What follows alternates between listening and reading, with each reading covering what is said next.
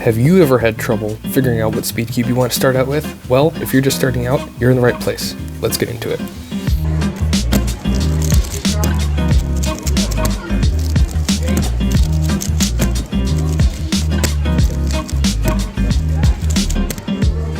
Number 1, do not buy the original Rubik's brand. If you're just starting out and you just learned how to solve the cube, you more than likely have a Rubik's brand that you bought from your local grocery store or Walmart. And odds are,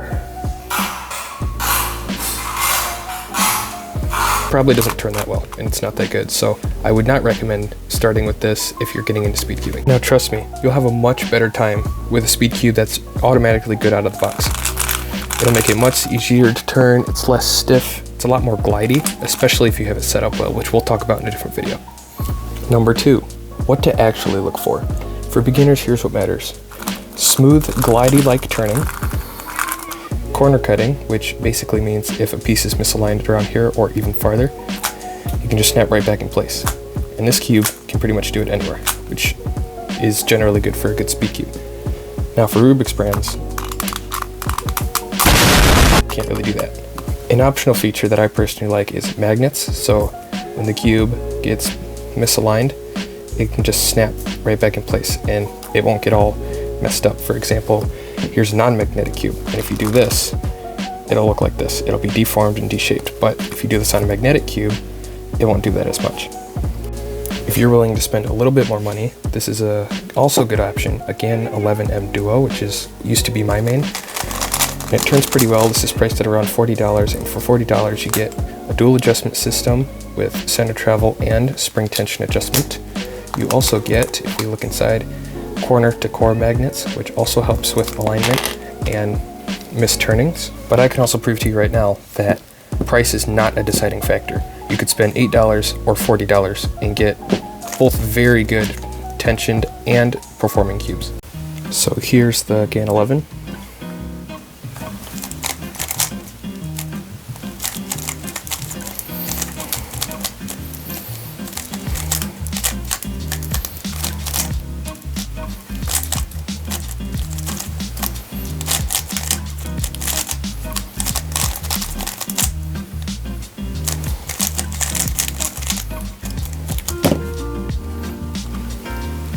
.22 seconds.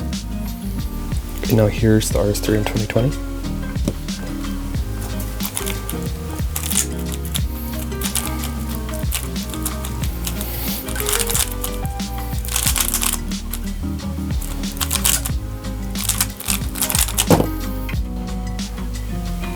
.12 seconds.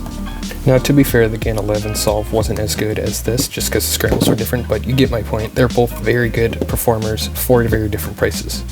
So my advice is, if you're new, start around $10 to $20. You don't need to spend more to get a great cube that will take you from beginner to even sub 20. My option is the RS3 in 2020 of different variations, but this is always the best. I still use mine sometimes, and it was my main for quite a long time. Well, I hope that made things a little simpler for you guys. I'll link a few of these cubes in the description if you want to check them out. If you've already got a cube, let me know what it is, or if you have any questions, drop them in the comments. Don't forget to like and subscribe if you want more beginner tips, solves, and challenges. Thanks for watching, and happy solving.